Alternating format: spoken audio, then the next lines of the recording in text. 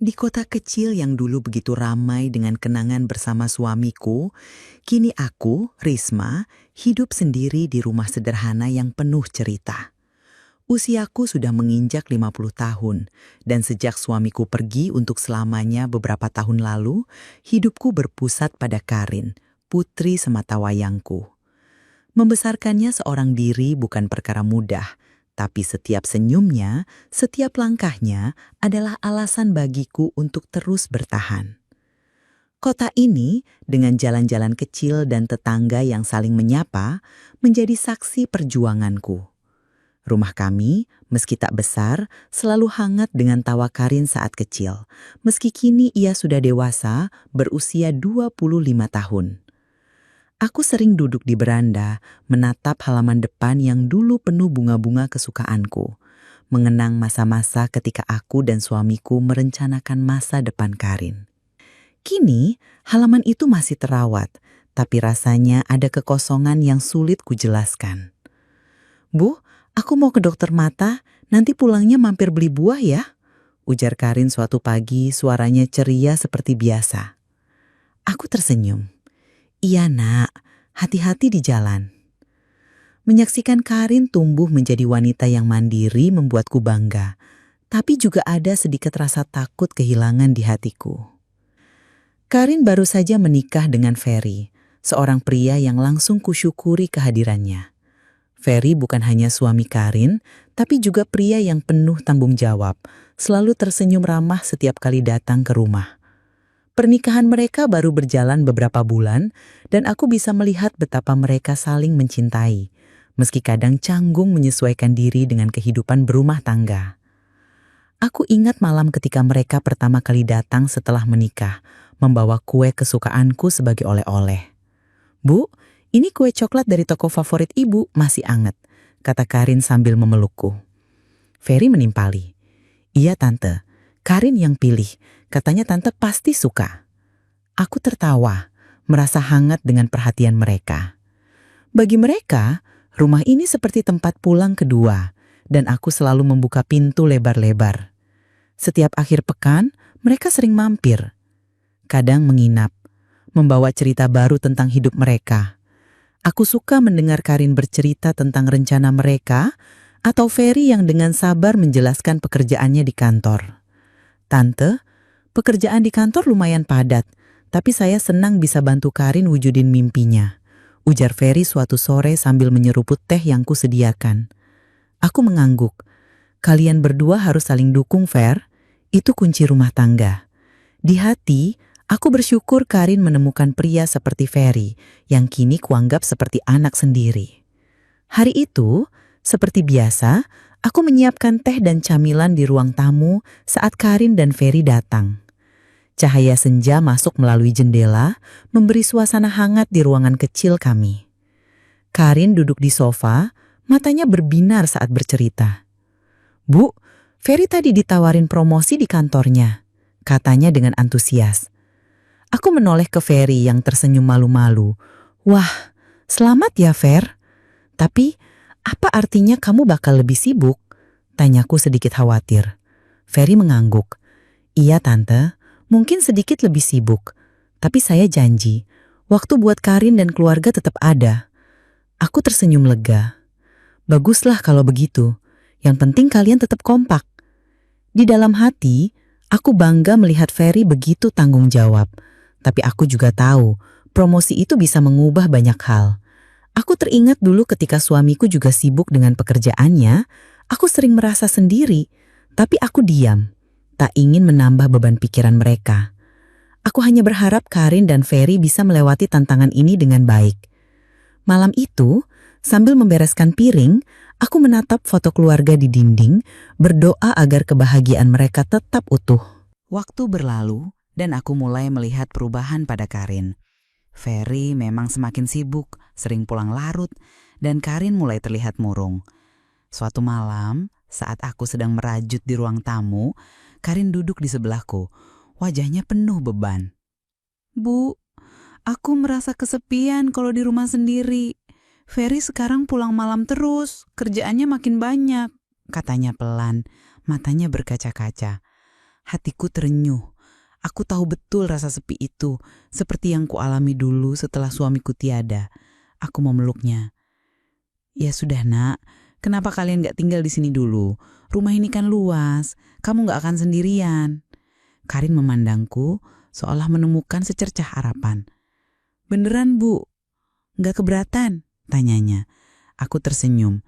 Keberatan apa? Ibu malah senang kalau rumah ini ramai lagi. Malam itu, aku merasa lega bisa menawarkan solusi. Aku ingin Karin bahagia, dan kalau tinggal bersamaku bisa membantu, aku siap melakukan apa saja.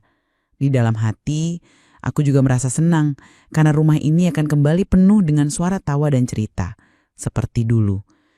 Keesokan harinya, Karin dan Ferry membicarakan ide itu. Ferry setuju, dan mereka memutuskan untuk pindah sementara ke rumahku. Hari pertama mereka tinggal di sini terasa seperti reuni keluarga. Aku bangun pagi, menyiapkan nasi goreng dan teh hangat untuk sarapan. Aroma masakan memenuhi dapur, mengingatkanku pada pagi-pagi ketika Karin masih kecil. Saat kami duduk bersama di meja makan, aku bertanya pada Ferry. Fer, kamu gak keberatan kan tinggal di sini sementara? Ferry tersenyum lebar. Enggak sama sekali tante, malah saya senang, rasanya seperti punya keluarga besar. Karin terkekeh. Iya Bu, tapi jangan manjain Ferry terus ya, nanti dia gak mau balik ke rumah sendiri. Aku tertawa. Iya, namanya juga keluarga, harus saling jaga. Melihat mereka berdua tertawa, hatiku hangat. Aku merasa rumah ini hidup lagi, penuh dengan kebersamaan. Tapi di sudut hati, aku juga tahu, tinggal bersama setelah menikah pasti ada tantangannya. Aku berjanji pada diri sendiri untuk menjaga batasan, agar Karin dan Ferry tetap merasa nyaman. Saat aku menatap mereka dari dapur, sambil mengaduk teh, aku berdoa. Semoga keputusan ini membawa kebaikan untuk kami semua. Keputusan Karin dan Ferry untuk tinggal sementara di rumahku membawa angin segar ke dalam hidupku. Rumah yang selama ini sepi, kembali dipenuhi suara langkah dan tawa, mengingatkanku pada masa ketika Karin masih kecil dan suamiku masih ada. Aku, Risma, merasa hidupku punya tujuan baru, menjaga anak dan menantuku agar tetap bahagia. Pagi-pagi, aku sibuk di dapur, menyiapkan sarapan sederhana seperti telur dadar dan teh panas. Sengaja membuat suasana hangat untuk mereka. Saat Karin keluar dari kamar dengan rambut masih sedikit acak-acakan, ia tersenyum melihat meja makan. Bu, ibu bangun pagi banget ya? Bau telurnya udah bikin lapar, katanya sambil mencium pipiku. Aku terkekeh. Ya harus dong, biar kalian semangat mulai hari. Ferry yang muncul dengan kemeja kantor yang sudah rapi menimpali. Tante, ini kayak balik rumah mama dulu, selalu ada sarapan enak. Aku tersenyum, hatiku hangat mendengar kata-katanya. Menyiapkan makanan untuk mereka terasa seperti caraku menunjukkan kasih sayang, seperti dulu ketika aku merawat keluargaku. Rumah ini, dengan dinding-dinding yang menyimpan kenangan, kini terasa hidup lagi. Aku sering melihat Karin membantu mencuci piring atau Ferry duduk di teras sambil membaca koran. Dan itu membuatku merasa kami benar-benar keluarga. Tapi di sudut hati, aku tahu mereka perlu ruang untuk menjalani hidup berdua. Jadi aku berusaha tidak terlalu mencampuri urusan mereka. Hari-hari awal mereka tinggal di sini begitu menyenangkan, seperti mimpi kecil yang kembali hadir. Aku suka melihat Karin kembali ceria, tidak lagi murung seperti saat ia merasa kesepian di rumah mereka. Suatu sore, saat aku sedang menyiram tanaman di halaman belakang, Ferry datang membawa secangkir teh untukku. Tante, ini tehnya, saya bikin tadi. Tante capek ya nyiram kebun sendiri? Tanyanya sambil tersenyum. Aku menerima cangkir itu, sedikit terkejut dengan perhatiannya. Makasih Fer, gak capek kok. Ini kan hobi ibu, jawabku sambil tersenyum. Kami mengobrol sebentar tentang tanaman tomat yang mulai berbunga. Dan aku merasa Ferry benar-benar seperti anak sendiri. Karin yang keluar dari rumah dengan keranjang cucian melihat kami dan berkata, "Wah Ferry, kok gak pernah bikin teh buat aku?" Nadanya bercanda, tapi ada sedikit kilau di matanya. Ferry tertawa. "Ya, besok aku bikin buat kamu sayang." Aku ikut tertawa. Tapi aku juga mulai berpikir untuk lebih berhati-hati. Tak ingin Karin merasa aku merebut perhatian suaminya. Malam itu, setelah Ferry tertidur, Karin mendekatiku di dapur saat aku sedang mencuci piring. Cahaya lampu dapur yang temaram membuat wajahnya terlihat serius. "Bu, kenapa akhir-akhir ini ibu lebih perhatian ke Ferry?" Tanyanya suaranya pelan tapi penuh rasa ingin tahu. Aku berhenti sejenak, tanganku masih memegang spons basah. "Loh, kok gitu nak? Ibu cuma sayang sama kalian berdua. Lagian Ferry kan juga keluarga." Jawabku berusaha menjaga nada tetap ringan. Karin menatapku, matanya mencari sesuatu. "Tapi aku merasa ada yang beda, Bu," katanya lagi. Suaranya hampir seperti bisik.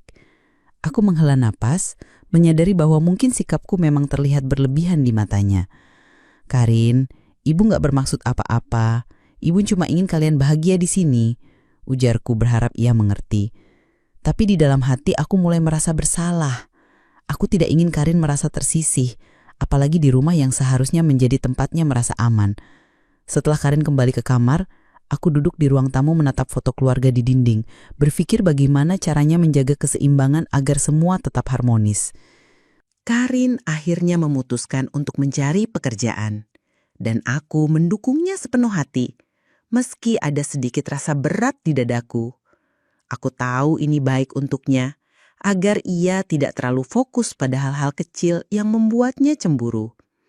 Suatu pagi saat kami sarapan bersama, Karin berkata dengan semangat, "Bu, aku dapat kerja. Minggu depan aku mulai di perusahaan temanku." Aku tersenyum, meski ada perasaan aneh di hatiku. "Bagus nak, ibu senang kamu punya kesibukan sendiri," kataku berusaha menunjukkan dukungan. Ferry yang sedang mengunyah roti menimpali. "Aku setuju banget sayang, biar kamu gak bosen di rumah." Aku memperhatikan ekspresi Karin yang penuh semangat. Tapi di dalam hati aku merasa sedikit takut. Selama ini Karin selalu ada di rumah, dan kami sering mengobrol berdua saat Ferry sibuk. Sekarang dengan ia bekerja, aku tahu waktu kami bersama akan berkurang. Aku mencoba mengusir pikiran itu, berpikir ini demi kebaikan Karin. Tapi saat aku menatap cangkir teh di tanganku, aku merasa rumah ini mungkin akan terasa lebih sepi tanpa kehadiran Karin yang selalu ceria. Aku berdoa, semoga keputusan ini membawa kebahagiaan untuknya, dan aku bisa menemukan cara untuk tetap dekat dengan putriku tanpa mengganggu kehidupan barunya dengan Ferry. Kehidupan di rumah mulai terasa berbeda sejak Karin bekerja. Aku, Risma, merasakan kekosongan yang sulit dijelaskan. Dulu, rumah ini selalu ramai dengan obrolan Karin, meski hanya tentang hal-hal kecil seperti resep baru atau tanaman di kebun. Kini, ia pulang sore dengan wajah lelah, dan aku sering mendapati diri sendiri termenung di ruang tamu, ditemani suara televisi yang sengaja kubiarkan menyala untuk mengusir sepi. Aku tahu ini baik untuk Karin. Pekerjaannya membuatnya lebih percaya diri, dan sorot matanya menunjukkan semangat baru. Tapi di lubuk hati, aku merasa kehilangan kebersamaan kami. Suatu sore, saat aku sedang menyapu teras, Ferry pulang lebih awal dan duduk di dekatku. "Bu, ibu baik-baik saja? Kok kelihatan pendiam akhir-akhir ini?" tanyanya, suaranya penuh perhatian. Aku tersenyum kecil, mencoba menyembunyikan perasaanku. "Ibu baik, Fer. Cuma mungkin agak kangen sama Karin yang dulu selalu ngobrol sama ibu," jawabku jujur. Ferry mengangguk. "Iya, Bu. Karin sekarang sibuk banget. Tapi ibu gak khawatir. Saya ada kok di sini." Kata-katanya menghangatkan hatiku, tapi juga membuatku sadar bahwa aku mungkin terlalu bergantung pada kehadiran mereka. Aku memutuskan untuk mencari kesibukan sendiri. Mungkin bergabung dengan kelompok arisan tetangga, agar tidak terus-terusan merenung. Ferry dengan caranya yang hangat mulai sering mengisi kekosongan di rumah. Saat Karin lembur, ia sering mengajakku ngobrol. Kadang tentang pekerjaannya, kadang tentang kenangan masa kecilnya yang dulu juga suka memasak. Suatu malam, saat aku duduk di sofa dengan secangkir teh, Ferry masuk dari dapur membawa piring kecil berisi kue. "Bu, ini kue yang tadi Karin bawa dari kantor. Coba deh, enak," katanya sambil duduk di sebelahku. Aku tersenyum, mengambil sepotong kue. "Wah, Karin sekarang rajin bawa oleh-oleh ya," ujarku, mencoba menjaga suasana ringan. Ferry tertawa. Iya Bu, dia bilang ini buat gantiin masakan ibu yang selalu bikin kangen. Obrolan kami mengalir dari cerita lucu di kantornya hingga kenangannya tentang ibunya yang dulu juga suka memasak. Aku merasa nyaman, seperti memiliki teman baru di rumah. Tapi di sisi lain, aku mulai menyadari bahwa kebersamaan ini mungkin terlalu dekat. Aku berusaha menjaga batasan, tak ingin Karin salah paham lagi seperti sebelumnya. Namun perhatian Ferry yang tulus membuatku merasa dihargai. Sesuatu yang sudah lama tidak kurasakan sejak suamiku tiada. Suatu pagi, saat aku sedang menyiram tanaman di kebun belakang, Ferry muncul dengan ember kecil, menawarkan bantuan. Bu, boleh saya bantu nyiram? Kebun ibu ini bagus banget, katanya. Matanya berbinar melihat barisan tanaman cabai. Aku tersenyum. Boleh dong, Fer, tapi hati-hati. Cabai ini sensitif kalau kebanyakan air. Kami bekerja bersama. Aku menunjukkan cara menyiram yang benar dan Ferry dengan antusias mengikuti. Tiba-tiba, selang air yang kupegang menyemprot sedikit ke arahnya dan kami tertawa bersama. Wah Bu, ini serangan dadakan ya? Candanya, sambil mengibaskan air dari bajunya. Aku terkekeh. Maaf Fer, tangan ibu kepleset. Momen itu terasa ringan. Tapi saat aku mengangkat selang, bajuku tersingkap sedikit dan aku melihat Ferry menoleh cepat. Wajahnya sedikit merah. Aku buru-buru menutupinya, merasa canggung. Sudah Fer, biar ibu selesaikan. Kamu masuk aja, kataku, mencoba mengalihkan perhatian. Ferry mengangguk. Tapi suasana berubah menjadi sedikit kikuk. Malam itu, aku termenung di kamar, memikirkan apakah aku tanpa sengaja telah melewati batas. Aku berjanji untuk lebih berhati-hati, tak ingin membuat situasi rumit. Karin mulai memperhatikan perubahan di rumah, dan aku bisa merasakan ketegangannya. Suatu malam, saat aku sedang menyiapkan makan malam, Karin pulang dengan wajah lelah. Ia melihat Ferry yang sedang duduk di ruang tamu, mengobrolin acara televisi yang baru saja kami tonton. Kalian lagi ngobrolin apa sih? Seru banget, tanyanya. Nadanya berusaha santai, tapi ada nada curiga. Aku menoleh, tersenyum. Cuma ngobrolin acara tadi, Nak. Kamu mau makan? Ibu bikin sayur Coldplay, tawarku. Karin menggeleng. Nggak dulu, Bu. Aku udah makan di kantor. Ia lalu menatap Ferry. Fer, kita ngobrol bentar di kamar yuk. Aku melihat Ferry mengangguk, dan mereka masuk ke kamar. Aku tahu Karin sedang merasa tidak nyaman, dan hatiku terasa berat. Aku tidak ingin menjadi penyebab kerenggangan mereka. Setelah mereka masuk, aku duduk di dapur memandang piring-piring yang masih menumpuk, berpikir bagaimana caranya menjaga harmoni di rumah ini. Aku sadar, mungkin perhatianku pada Ferry terlalu berlebihan. Dan aku harus mundur selangkah demi kebaikan Karin. Kejadian puncak terjadi di hari Minggu itu. Ketika Karin pulang lebih awal tanpa pemberitahuan.